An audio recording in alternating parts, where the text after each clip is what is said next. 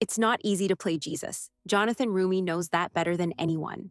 I mean, there is no denial that his portrayal of Jesus in The Chosen has earned him widespread praise. But let's admit it, this role also comes with intense pressure, both spiritually and emotionally.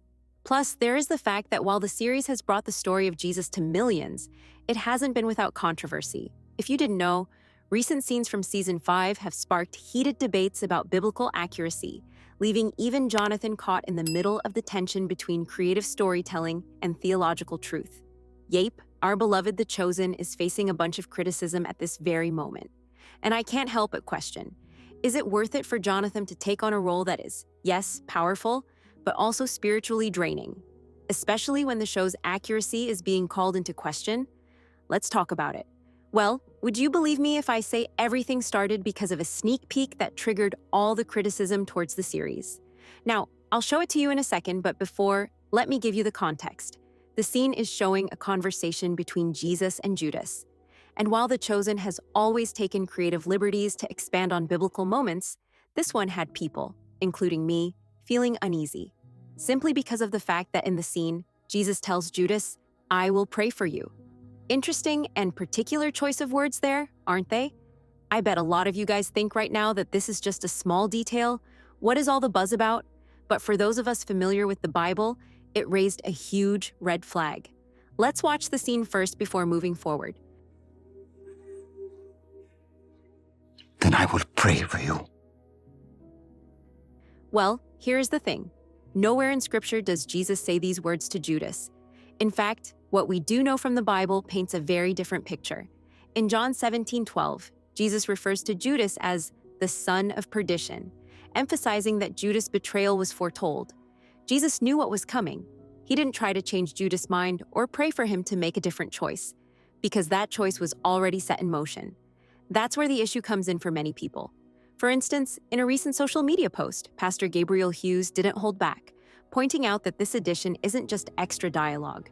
It changes the theological meaning of Jesus' relationship with Judas. He said, "Contrary to The Chosen, the Bible does not say Jesus told Judas, 'I will pray for you.' He called Judas son of perdition, destined to betray the Son of God according to Scripture. Jesus did not pray for Judas to make a different choice, or we wouldn't be saved." I don't know about you guys, but this post kinda hit me. Like, don't get me wrong, I still adore The Chosen, of course, but it is our responsibility to point at its inaccuracies because it is the Bible that we are talking about, right? So basically, if Jesus had prayed for Judas to change his mind, it would mean there was a possibility of Judas not betraying him. And if Judas didn't betray Jesus, would the crucifixion have happened as it did? Honestly, I have no idea, and I would love to hear your thoughts on it.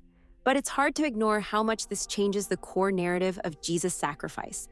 By the way, if you like this video so far, make sure to leave me a cross comment below and like and follow, because I love to discuss The Chosen with you guys over here. Now, back to the video. Florida Southern Baptist pastor Adam Page also weighed in the debate, as he said, "There's the Bible and then there's The Chosen. The two rarely, if ever, meet." I mean, I think we can all agree that these are quote harsh words, and personally, I doubt if The Chosen deserved such sharp criticism. That being said, I think his words are worth to think about still. Shane Idleman, the lead pastor of Westside Christian Fellowship in California, also raised concerns with the words, "I'm not sure that Jesus ever had Judas's heart initially or prayed for him. We have to be careful with creative freedom." Well, I have to admit, even though it breaks my heart, I get where they're coming from. Here is the thing. Most of us consume The Chosen show as if it is the actual Bible on the screen. Most of us overlook all those creative liberties and take them as theological facts. Even the actors get into the atmosphere so much that they feel like they are truly a part of the Bible's story. Jonathan himself has talked about how deeply personal and heavy it is to play Jesus, because at times, he feels like he is Jesus. Imagine carrying that emotional weight, only to have people question the accuracy of your work. Not just creatively, but spiritually. That's got to take a toll. I mean, even as an audience alone, I feel the weight of falling deep into this show. So I can't imagine how Jonathan and rest of the cast feels about it, but let me know what you think. Plus, unfortunately, this isn't the only scene that sparked backlash. And this time, it's not about a few words in a conversation, it's about a major game-changing plotline that isn't found anywhere in the Bible. If you've been watching The Chosen from the beginning, you probably know about Rama. But here's the thing, she's not a biblical character. The show introduced her as Thomas's love interest, which is fine. But then, something went terribly wrong in season 4, episode 3. In the episode, Jesus heals a man born blind, just like in John 9. But after that moment, chaos erupts. The Pharisees are outraged, the crowd stirs, and a Roman governor named Quintus shows up to restore order. And then, out of nowhere, Quintus fatally stabs Rama. She dies right there, bleeding on the ground, while Thomas pleads with Jesus to heal her. And Jesus simply does not heal her. Instead of healing Rama, Jesus looks at Thomas and says, "It is not her time. I love you, Thomas. He loves you. I'm so sorry." Yep, that did happen in the show. And yet there is no such a scene in the Bible. Well, not gonna lie, I loved this scene when watching it. I even cried a bit.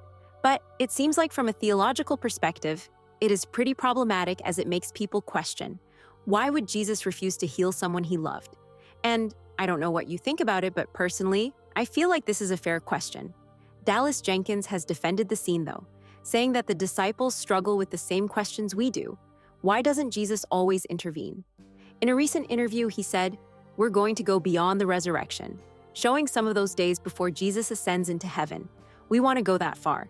Clearly, Dallas believes they're doing their best to keep things biblically accurate while still allowing room for creative storytelling. And honestly, I believe in his intentions. But part of me wishes they were more careful with certain creative choices, especially when it comes to scenes like these that can confuse people about core theological truths. And this is where Jonathan's experience comes into focus. Playing Jesus is hard enough. But when the show introduces moments that don't align with Scripture, it's Jonathan who has to carry the weight of that controversy. He's not just acting, he's representing one of the most sacred figures in history. The emotional and spiritual toll of that is enormous. Jonathan has spoken openly about how playing Jesus has deepened his faith, but also left him feeling spiritually attacked at times. So I have to wonder, is it worth it for him to take on this role when the creative choices behind the scenes are stirring up so much controversy? Let me know what you think. For more weekly updates and analysis on The Chosen, make sure to like and follow. Meanwhile, the video on the screen might also interest you.